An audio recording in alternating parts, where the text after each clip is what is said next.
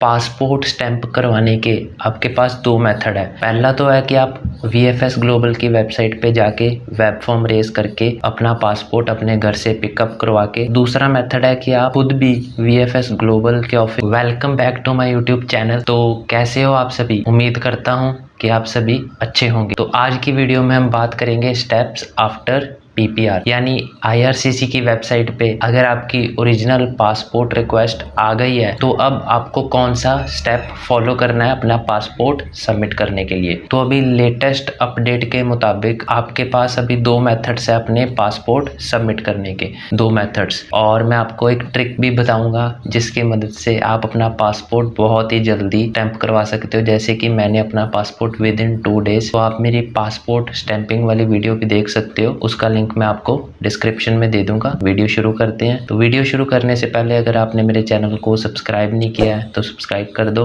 और bell icon पे press करके ऑल पे क्लिक ज़रूर कर देना। तो चलो वीडियो शुरू करते हैं। तो यार, पासपोर्ट स्टैंप करवाने के आपके पास दो मेथड है। पहला तो है कि आप VFS ग्लोबल की वेबसाइट पे जाके वेब फॉर्म रेज करके अपना पासपोर्ट अपने घर से पिकअप करवा के और फिर दिल्ली IRCC के ऑफिस में स्टैंप करवा कर वापस अपने घर पर ड्रॉप करवा सकते हो कोरियर की मदद से। और दूसरा मेथड है कि आप खुद भी VFS ग्लोबल के ऑफिस में जाकर जो भी आपके घर के नियरेस्ट पड़ता है, जहाँ पर भी आपने अपने बायोमेट्रिक्स दिए थे, वहाँ पर जाकर आप अपना पासपोर्ट सबमिट कर भी स्टैंप करवा सकते हो। तो सबसे पहले मैं आपको बता देता हूँ कि आपने VFS ग्लोबल की वेबसाइट पे कैसे वेब फॉर्म रेज करना है, और वेबसाइट का लिंक मैंने आपको डिस्क्रिप्शन में दे दिया। आप उसके ऊपर क्लिक करके वेब फॉर्म के ऊपर चले जाओगे। तो चलो अब हम चलते हैं मेरी कंप्यूटर स्क्रीन पे और मैं आपको बताता हूँ कि आपने वेब फॉर्म कैसे रेज करना है। ये है method 1 to send your passport for stamping. तो यार, डिस्क्रिप्शन में मैंने आपको एक लिंक दिया है, आपने उस लिंक पे क्लिक करना है तो आप इस वेबसाइट पे आ जाओगे। तो यहाँ पे हम अपना करेंगे पासपोर्ट सबमिशन का वेब फॉर्म रेज। तो आपने स्क्रॉल डाउन करना है और आपको ध्यान रहे कि जिस दिन आपकी PPR आ गई उससे विद इन 30 डेज़ आपको अपना पासपोर्ट सबमिट करना है, वरना आपकी एप्लीकेशन रिफ्यूज़ हो सकती है। तो यहाँ पे आपने क्लिक करना है प्रोसीड पे। प्रोसीड पे क्लिक करने के बाद आपने यहाँ पे सिलेक्ट करना है two way courier service for passport submission. इसके बाद यहाँ पे आपने अपनी वीज़ा कैटेगरी सिलेक्ट करनी है, passport submission for temporary resident visa, TRV, study permit, work permit, ये सेकंड वाला ऑप्शन आपने सेलेक्ट कर लेना है। इसके बाद did you enrol biometrics for this application, इसको आपने कर देना है येस। इसके बाद यहाँ पर location eight which biometrics was enrolled, तो यहाँ पे आपने सेलेक्ट करना है जहाँ पर भी आपने अपना बायोमेट्रिक्स दिया था। इसके बाद number of applicants for passport submission 1। इसके बाद आपने यहाँ पे अपनी लोकेशन का पिन कोड डालना है और चेक करना है कि यहाँ पर पिकअप पॉसिबल है कि नहीं। तो अगर पिकअप पॉसिबल नहीं हुआ तो ऐसे लिखा हुआ आ जाएगा courier service is not available in your location, please input other pin code and check serviceability. और लिखा हुआ है कि कोरियर सर्विस अवेलेबल नहीं आपकी लोकेशन पे, आप इन पर्सन सबमिट कर सकते हैं और कलेक्ट कर सकते हैं अपना पासपोर्ट VFS के ऑफिस से डायरेक्ट जाकर।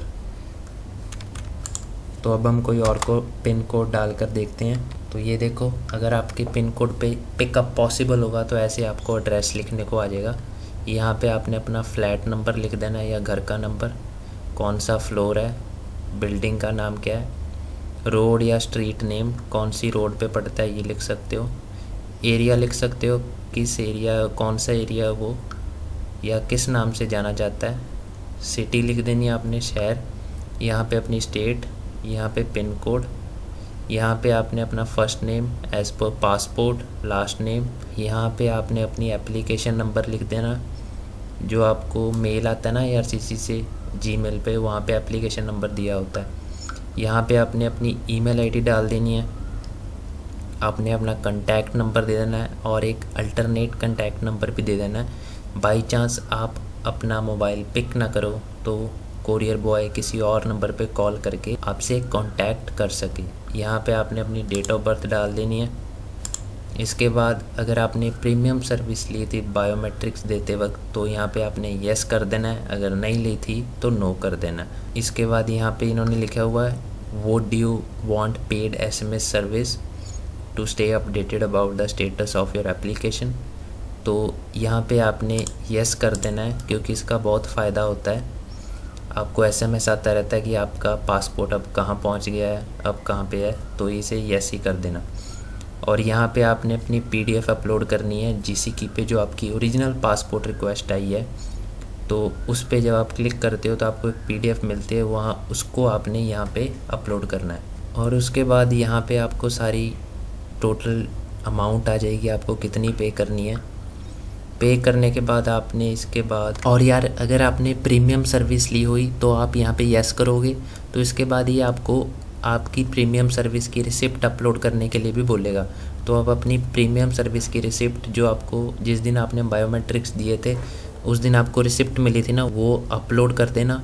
और आपको एक ट्रैकिंग ID नंबर पूछेगा, वो भी आपकी रिसिप्ट पे ही लिखा होगा ट्रैकिंग ID नंबर। तो ये सारा कुछ अपलोड करने के बाद आपको यहाँ पे सारी पेमेंट डिटेल्स आ जाएगी, आपको कितना पेमेंट करना है। और उसके बाद आपको नीचे एक आएगा कैप्चा फिल करने को। कैप्चा फिल करने के बाद आपने 2 बॉक्सेस होंगे, दोनों पे ही टिक कर देना। एक होगा आई एक्नॉलेज का और एक होगा I agree and give my consent का। तो दोनों बॉक्सेस पे टिक करके आपने सबमिट पे क्लिक कर देना। तो जैसे ही आप सबमिट पे क्लिक करोगे तो आपको पेमेंट गेटवे पे रीडायरेक्ट कर दिया जाएगा। तो वहाँ पे आप वेरियस मेथड से अपनी पेमेंट कर सकते हैं, जैसे कि credit card, debit card, net banking, UPI। तो वहाँ पे आपको अपनी पूरी पेमेंट कर देनी है।